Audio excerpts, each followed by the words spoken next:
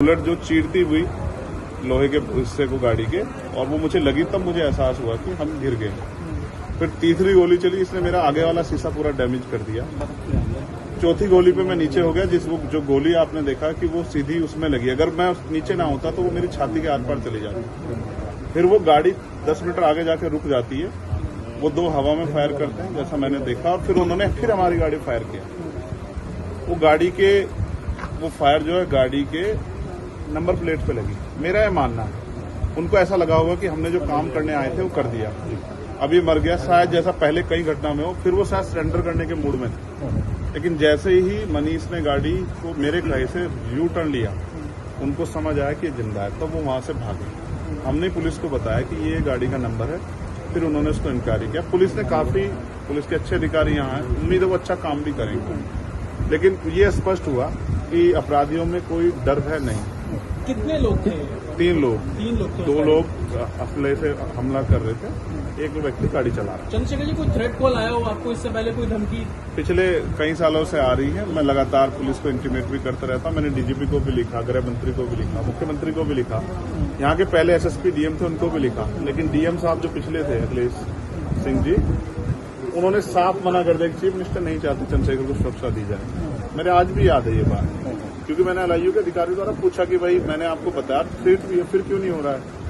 तो उन्होंने कहा भाई ये सरकार का मामला, सरकार चाहे तो दे सकती है। तो मैं चाहता हूं मुख्यमंत्री इंतजार कर रहे हैं कब चंद्रशेखर मरे, उनका काम आसान है। लेकिन उनको ये नहीं पता कि गरीबों की, कमजोरों की, शोषितों की बात करने वाला चंद्रशेखर इतनी आसानी से उनकी रास्ते में से नहीं है। अच्छा, अतीक अशरफ के साथ जैसा हुआ वैसा ही कुछ होने वाला था, ऐसा आपको लगता है? अब आप इसका आकलन खुद करें कि क्या हुआ और क्या हो सकता है। आपके पास लाइसेंस? एक और बात, मुझे ऐसा लगता है कल की घटना के बाद, इतने बड़े उसके बाद भी अगर मैं सुरक्षित हूं तो हमारे संतों गुरुओं महापुरुषों का आशीर्वाद, हमारी करोड़ों बहनों माताओं का आशीर्वाद, बुजुर्गों का मेरे पास है।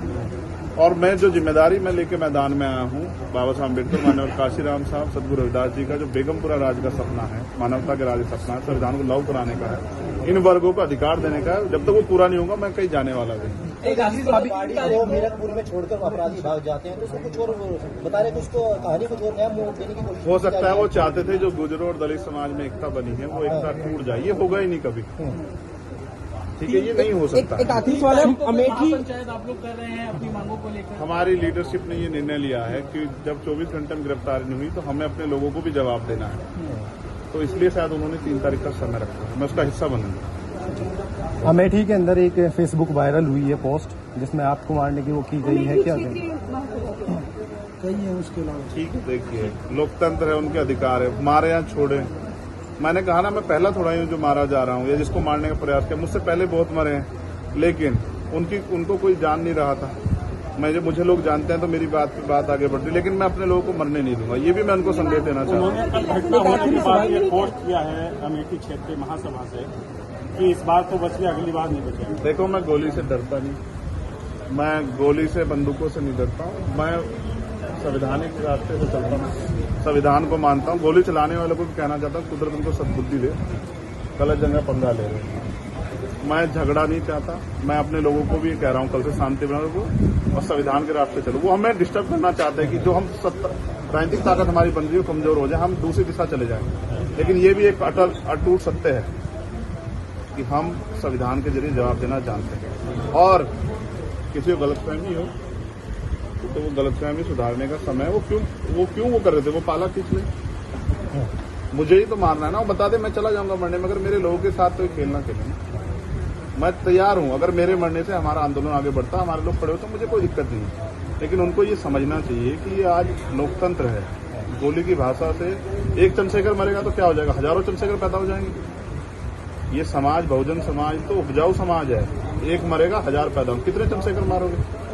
मारो, गोलियों में सत्ता का संरक्षण आपको है, मुख्यमंत्री आपका अपना है, खूब चंद्रशेखर को मारो, हर जिले से चंद्रशेखर पैदा हो। पहली घटना आपके साथ बाबा साहब अम्बेडकर और मानव काशीराम साहब को सपना पूरा करे बगैर संविधान को लागू करवाए हम लोग जाएंगे। चंद्रशेखर भाई, पहली घटना आपके साथ मुजफ्फरनगर में हुई, दूसरी अब देवबंद में हुई, कि अब लगता है कि आसपास का क्षेत्र उससे पहले बुलंदशहर में? अगर पहली घटना पे ठोस कार्रवाई हो जाती तो अपराधियों के हौसले कमजोर होते हैं। लेकिन मैंने कहा ना कि एक रानी का नहीं, प्राइमरी स्कूल के हेडमास्टर का बेटा है, एक गरीब माँ का बेटा है, तो मर जाए क्या फर्क पड़ा, किसी को क्या फर्क पड़ता है? उनका रास्ते कांटा आसान से निकल रहा है। तो इसलिए उनको लगा कोई वो नहीं, लेकिन जनता समझ रही है। मेरे एक एक खून का जवाब मेरे लोग जो है ना मुझे संरक्षण देके लेंगे एक आखिरी सवाल और सबक सिखाएंगे भारतीय जनता पार्टी की सरकार को, जिसके अब संरक्षण में गुंडे पड़ रहे हैं। एक आखिरी सवाल है, क्या ये पॉलिटिकल अटैक था आपको लगता है?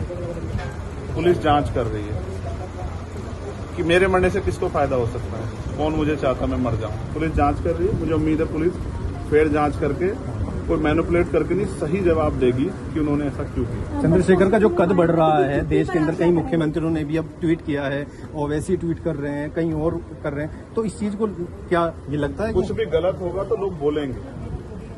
अगर कल मेरी जान ही चली जाती तो लोग फिर भी तो उनको पीड़ा होती, उनको अपना भी देखना है, कल उनके साथ भी हो सकती है। ये लाइन ही विचारधारा ही गलत है कि गोली से ऊपर, और ये बीजेपी की भाषा है, गोली मारो सालों को, ये वही उसी वो उपजाऊ हो रही है। देखिए बहन जी से मेरी कोई नाराजगी नहीं है, मैंने उनको हमेशा बड़ा माना, वो मुझे छोटा नहीं मानती अपने परिवार का। उनको ये घटना छोटी लगी, शायद अगर मैं मर भी जाता शायद उनको इसमें कोई शायद बुरा नहीं लगता, मुझे उनसे कोई दुख नहीं है। मेरे लोग मेरे साथ हैं, ये बहुत, और वो समझ रहे हैं कि जो उनके लिए मरने को तैयार है, जिसकी जो जान पे जिसकी बनाई है वो हमारा अपना है। मेरे लोग मेरे साथ खड़े होंगे, मैं इस लड़ाई को लड़ता हूं। लगभग सभी दलों के लोग आपसे मिलने आए हैं, कैसा देखते हैं, क्या करेंगे?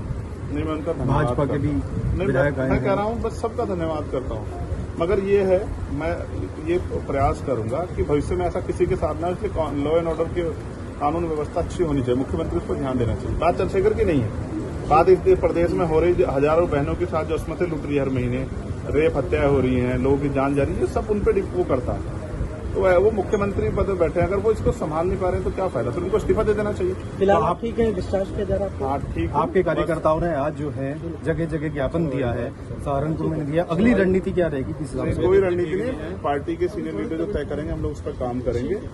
और दूसरा, मेरे पीठ में जहाँ गोली लगी है वहाँ ड्रेसिंग जारी है, ठीक है, पहले से आराम है, बस एक जलन और घाव है, जख्म वो तो है ही, सांस लेने में दिक्कत थी, बीपी जो है फ्लक्चुएट हो रहा था, फ्लक्चुएट अप डाउन हो रहा था, वो ठीक है पहले से।